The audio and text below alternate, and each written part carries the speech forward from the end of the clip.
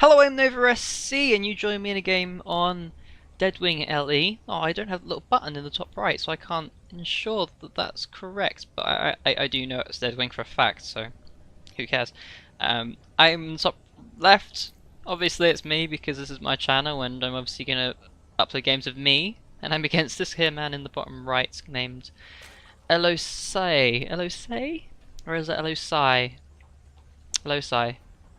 I'm gonna go for that. I think AI makes an I sound.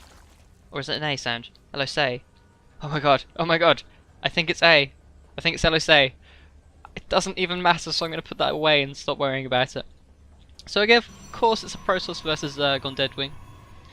I like this map a lot as Protoss because you can take this third really easily, but then unfortunately your opponent can take it even more easily because he is Zerg. And this base isn't too difficult to expand to for Zerg, though these bases are really nice to expand to as Protoss because you have the firepower to knock these down with your immortals and things, and then you can expand here. And you have a ramp, which is quite nice. So I like this for Protoss, but in these positions, cross spawn, I've had real trouble dealing with storm hosts and things in the late game. I find the late game really hard as Protoss, which is a thing a lot of people don't actually say or admit as other races, as Protoss can be quite difficult in the late game as well as in the other parts of the game. But yeah, on large maps like this I do find it particularly hard against that sort of style, though of course not every Zerg is going to go for that style. But yeah, that's what I think about that in a long tangenty sort of way. I have explained that. So my opponent's gone for an expand. I think the pull was first. Yeah, pull was first. So not much I can do to punish this. I assumed that that was a hatch first. Unfortunately, I've got my forge in case of a 6 pull, or a 7 pull, or a 10 pull. I got that nice and early. And then I thought that that was a hatch first, and then unfortunately I see that this is a spawning pool that's about to be finished. And he's about to scout the pylon, which is horrific. But I'm going to go for it anyway because I built the pylon, and what the hell. And I didn't cancel the pylon in time. So as I've built a pylon, I might as well see it through.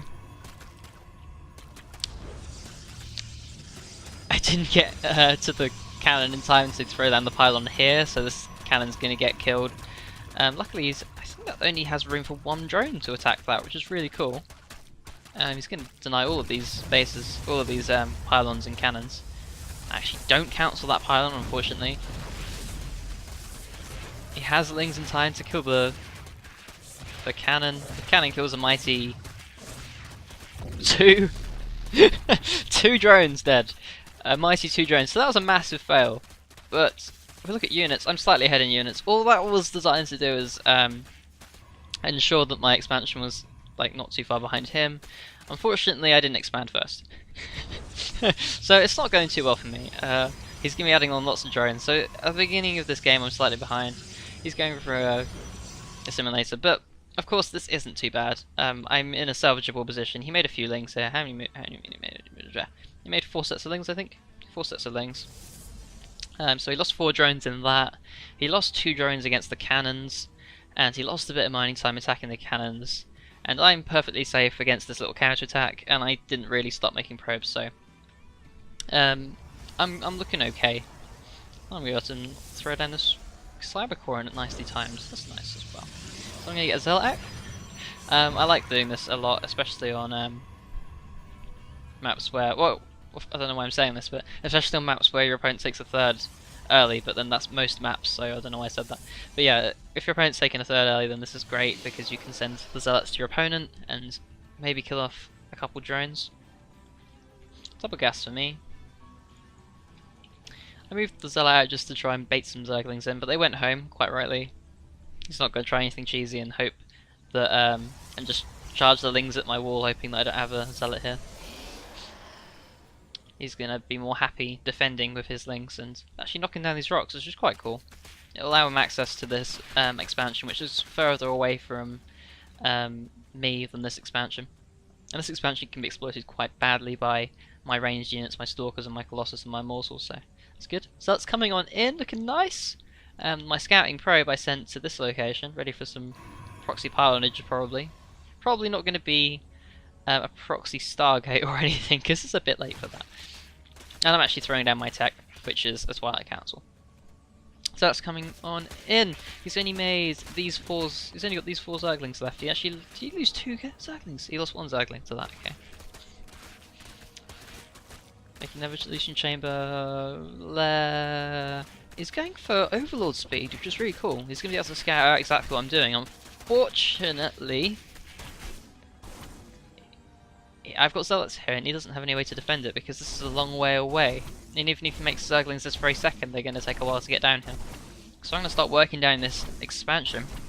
It's taking a lot of damage. He's going for a Roach build, but these Roaches are nowhere near nowhere near being finished. He should really make some Zerglings. There we go, Zerglings 12. I think that's probably not an overreaction actually. So these Zealots are really effective at forcing Zerglings out of your opponent instead of drones, so looking nice. It's really close to dying actually. These have done a lot of damage. And he really needs to micro these Zerglings as much as possible to ensure that the hatchery doesn't die, and it might actually do so.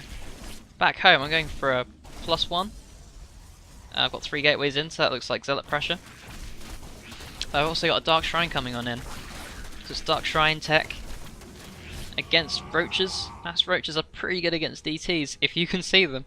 But he doesn't have any detection at the moment. Around this sort of time, considering he hasn't seen much of me. Let's see how much he's seen. Yeah, he has actually seen quite a lot, to be fair. He hasn't seen the Twilight, unfortunately. I could have a Stargate sitting here, so he should really have spores. Seems a bit weird. I think most Zergs blindly get spores, even if they haven't seen anything. DT Shrine finishes, and I warp in 3 DTs. Well, that's going to be 1 for each base. I leave 1 warp gate ready, so that I can warp one at home in case he's like all-inning me or something. And he doesn't have enough here to defend. He has drones, and this can finish off that hatchery. If there hadn't been for the Zealots, that DT wouldn't be able to finish off that hatchery in time. All the DTs walking in, hatchery goes down, and I'm going to be able to kill off all his queens and greatly hinder his production. His Zerglings are coming back. They don't even have speed, which is shocking. He's got speed really late actually. This build's really weird from him. Maybe he forgot speed or something. But yeah, he doesn't have detection, which is horrific actually for him. He's scouting me out. He knows what I have now, obviously, because he's seen the DTs. I warped in some Stalkers to kill off these Overlords, which have scouted me pretty thoroughly actually. So he's done a good job of scouting, but it was a bit late, unfortunately for him, and he didn't get any blind spores, which is what most Zergs do, and quite rightly so. They are pretty damn effective because most of the things that Protoss do get countered by spores pretty hard. And now I'm getting my blink. I've realised how much damage I've done, and I'm going to go for a blink all-in. Quite obviously, I've got these 3. I've actually they're the 3 more gates, and I'm getting 1 observer. Creep makes all-ins a lot weaker, because obviously it's not nice having your opponent's army ridiculously much faster than your army. So having an observer really helps. And I'm chronoing out +2 and blink. I still have this pylon which he hasn't scouted, I believe. No, he doesn't know about that pylon. Really lovely position actually. It's one of my favourite things about this map, that position. It's quite hard to kill. So this is going to be a really strong all-in from me, especially considering how much damage I've done. +2 blinks all-ins are really good even if you haven't done huge amounts of damage, so he's going to have to play this out really well. And I think he knows pretty much what's coming. Let's sort of see. He saw me out on those extra gates before expanding. So he's probably going to be thinking that I'm going to go for an all-in. And I move in. His fears are confirmed. He's adding on this base here. He probably would have been better off expanding down here. I'm not sure why he took it this way. He took it down there to begin with. I'm not sure why now. Interesting. I'm going to add on level 3. I don't think many Protosses do this, but I love to. I just can't. Even when I'm all-in, I love to have a follow-up. So I'm adding on +3 weapons while I'm all-inning.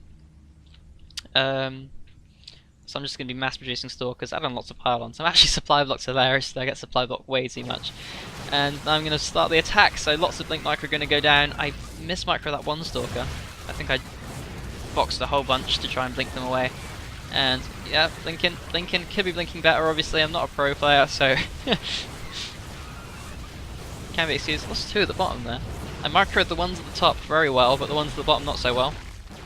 Blink forward there to kill off the retreating Stalkers.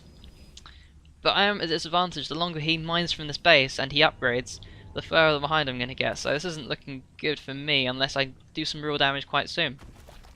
My only redeeming quality is that I am adding on that +3 upgrade, so my arm's going to be ridiculously strong pretty soon. Blinking back, a bit better. A bit better blink here. It's a really close battle. I need to know when to back off. Lings have come swarming in. Lings do a lot of damage to Stalkers, so I'm going to blink out there and wait for some reinforcements. Now I don't know if this is absolutely correct, but leaving fights like quite frequently with Stalkers seems like a really good idea, because you can reinforce and wait for your Stalkers to regenerate. Or should I keep pushing? I'm pretty sure pulling back every now and then is pretty good, because warping in during battles is pretty bad for your micro. Blinking as best I can. I'm pushing. The Lings are pushing me back again. Motion Core being really helpful here. How many has it killed? It's killed 2 drones, I think. And it keeps forcing my opponent back. More Stalkers coming on in. +3 is almost done. He's only on +2, so having an upgraded lead is going to be really nice here. I don't know if it actually reduces the amount of hits it requires to kill roaches, but roaches regenerate, so every little helps when it comes to upgrades.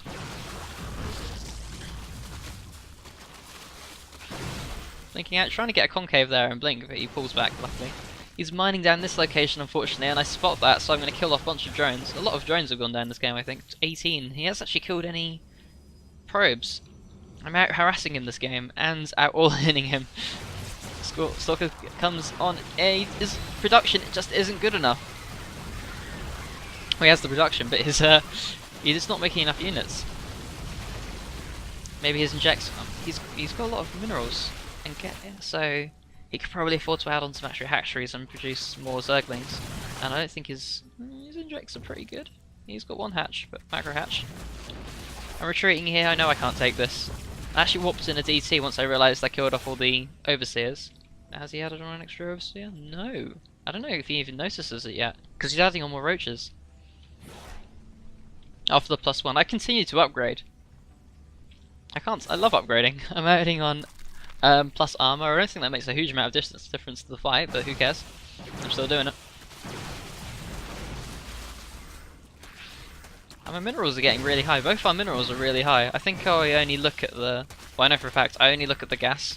I look up and look at the gas when I check how much over mins I have, so... Yeah, I probably could actually afford to add on more gates or expand or something, but I really want to focus all my attention on the fight at hand. And I think he's doing the same, which is why he's not adding on the macro hatches, which he really needs to do, because Lings are really helpful in these sort of fights.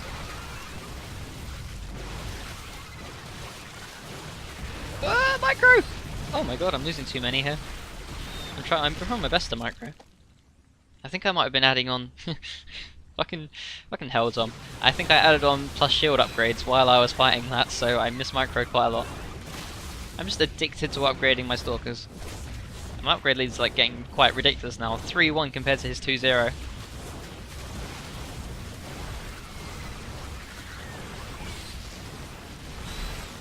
And he's doing, considering how far I was ahead, and I killed off all those queens and that hatchery, he's defending really well. Unfortunately, this seems like his last breath. He hasn't produced enough Lings. I think his minerals were just a bit too high in that fight. I know mine was as well, and I can't talk. My minerals won't really help the engagement like his minerals will. Zealots won't really help much against roaches compared to Lings helping against the Stalkers.